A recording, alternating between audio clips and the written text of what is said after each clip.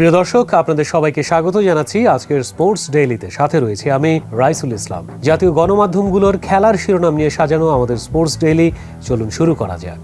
Kolkata night রাইডার্সের হয়ে IPL এর শিরোপা জয়ের পরই অস্ট্রেলিয়ার পেস তারকা মিচেল স্টার্ক ইঙ্গিত দিলেন ওয়ানডে ছাড়ার। এবারের আইপিএলে 24.75 কোটি রুপিতে মিচেল স্টার্ককে দলে ভিড়িয়েছিল কলকাতা নাইট রাইডার্স। আইপিএল এর ইতিহাসে এত বড় অঙ্কের টাকা কোনো প্লেয়ারের পিছনে এখন পর্যন্ত খরচ করা হয়নি। প্রথম দিকে মিচেল স্টার্ক অনেকটা হতাশই করেছিল। সবাই বলেছিল অপাত্রে কন্যাদান করেছে কলকাতা নাইট রাইডার্স। তবে বাজির ঘোড়া শেষ পর্যন্ত সেই মিচেল স্টার্ক। ফাইনালে অসাধারণ বোলিং করে 10 বছরের দূরত্ব ঘুচিয়ে কলকাতাকে আবারও চ্যাম্পিয়ন করেছে মিচেল স্টার্ক।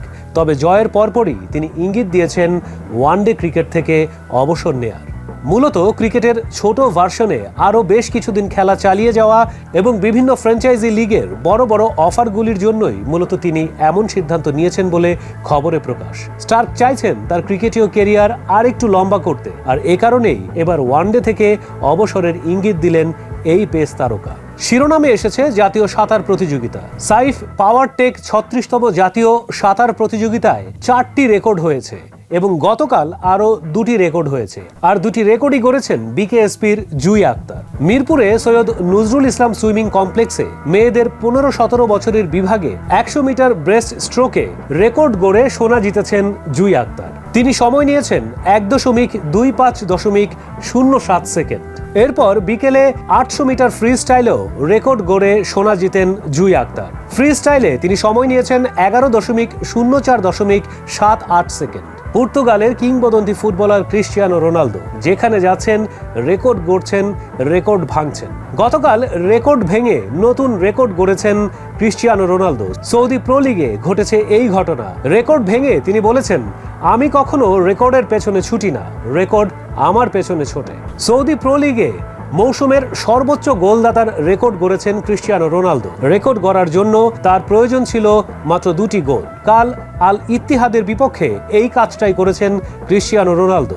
কাল আল ইত্তিহাদের বিপক্ষে 4-2 গোলে জেতে রোনালদোর আল নাসের। রেকর্ড গড়ার জন্য তার প্রয়োজন ছিল এই 2টো গোল। এখন পর্যন্ত সৌদি প্রো লিগে এক মৌসুমে 35 গোলের মালিক ক্রিস্টিয়ানো রোনালদো। এর আগে এই গোলের সংখ্যা ছিল 34। সেটি হয়েছিল 2018-19 মৌসুমে। আর এই রেকর্ডের অধিকারী ছিল আবদেরেজাক হামাদাল্লাহ। প্রিয় দর্শক, এই ছিল আমাদের আজকের স্পোর্টস ডেইলি। তবে বাকি রয়ে গেছে পিক অফ দ্য ডে।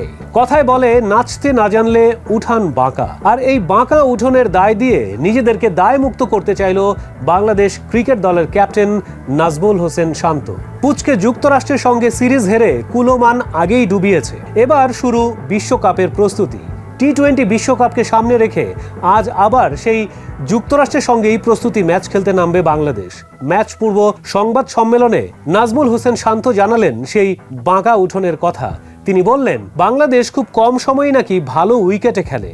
উইকেটের দোষ দিয়ে নিজেদের দায়মুক্ত করার একটি চেষ্টা। চলুন জেনে আসি বিস্তারিত। উদরপিণ্ডি বুদর ঘাড়ে চাপানোর যে সংস্কৃতি, তাই যেন বজিয়ে রাখল বাংলাদেশের কাপ্তান নাজমুল শান্ত। যুক্তরাষ্ট্রের সঙ্গে সিরিজে হেরে এমনিতেই সমালোচনার মুখে বাংলাদেশ। যথারীতি সংবাদ সম্মেলনে শান্ত শোনালেন পিচের দোষের কথা। সংবাদ সংস্থা এএফপিকে নাজমুল বলেছেন, প্রথমত আমাদের ভালো উইকেটে খেলতে হবে। অনেকেই এটাকে অজুহাত হিসেবে দেখতে পারেন, তবে এটাই বাস্তবতা যে আমরা খুব কম ম্যাচই ভালো উইকেটে খেলি।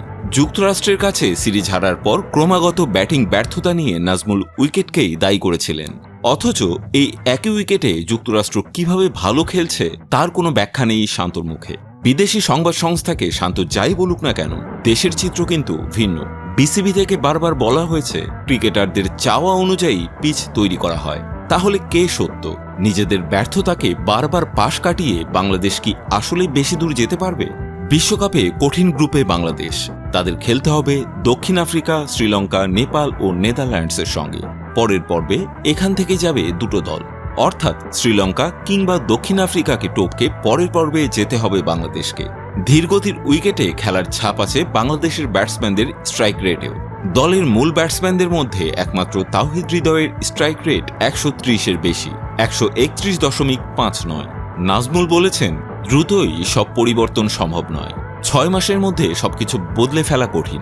আমরা যদি ভালো উইকেটে 1-2 বছর খেলতে থাকি তাহলে স্ট্রাইক রেটের উন্নতি হবে।